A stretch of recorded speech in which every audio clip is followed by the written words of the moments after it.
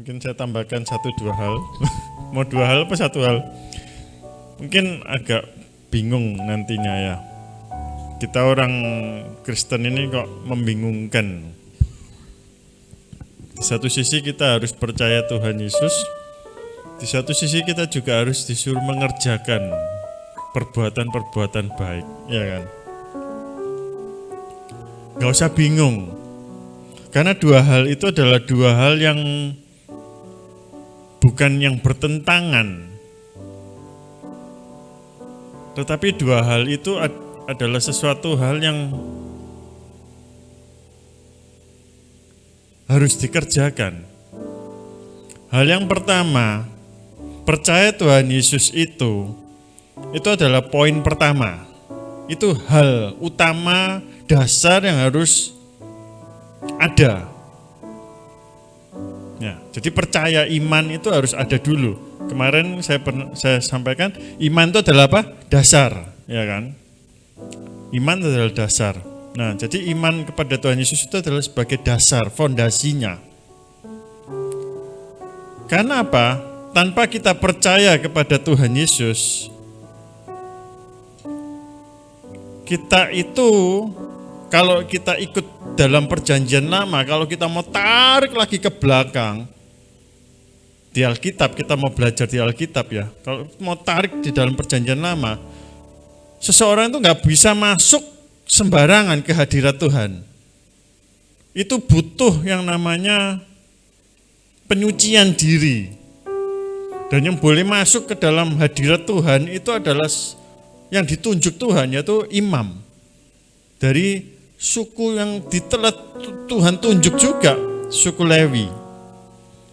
Tetapi ketika kehadiran Tuhan Yesus, pernyataan Allah di dalam Tuhan Yesus, di mana tabir itu sudah dibelah dari bawah ke atas. Tentu enggak. Dari atas ke bawah tabir itu sudah dibelah. Jadi iman terhadap Tuhan Yesus itu adalah sesuatu yang telah menyucikan manusia itu untuk dapat masuk dalam perkenanan hadirat Allah. Jadi dengan iman kita dapat masuk. Dengan iman kita tidak perlu lagi membawa korban. Dengan iman seorang imam pun sudah tidak perlu lagi setiap tahun untuk mempersembahkan korban untuk masuk ke dalam ruang Maha Kudus. Korban itu sudah cukup diberikannya anaknya 2000 tahun yang lalu. 2000 tahun silam, korban itu telah diberikannya untuk setiap kita umat percaya. Sehingga barang siapa yang percaya, bukan hanya tidak binasa, tetapi bukan hanya telah mendapatkan bagian yang kekal, kerajaan kekal, tetapi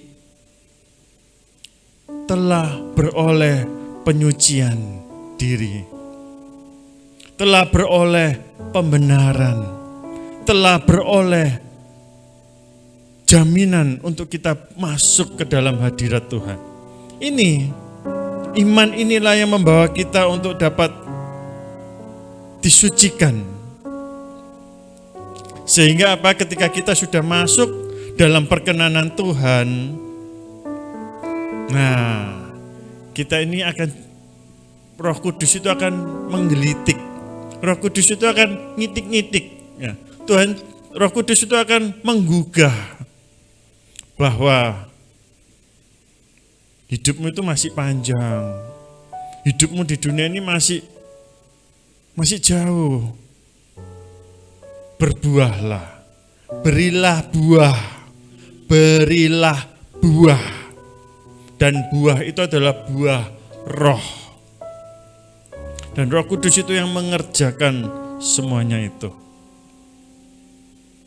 Kita merasa nggak mampu. Ya, karena itu adalah pekerjaan Tuhan. Melalui karya Roh Kudus yang akan memampukan kita untuk berbuah, menghasilkan buah.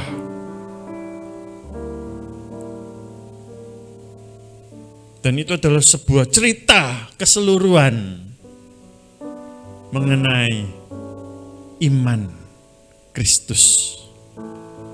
Ini bukan sepenggal-sepenggal cerita, melainkan ini adalah keseluruhan cerita kehidupan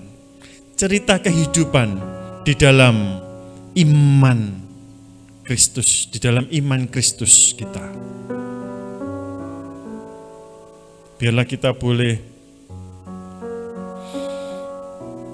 memberikan cerita kehidupan iman ini loh, seutuhnya ini loh, hanya bagi kehormatan, kemuliaan nama Tuhan saja.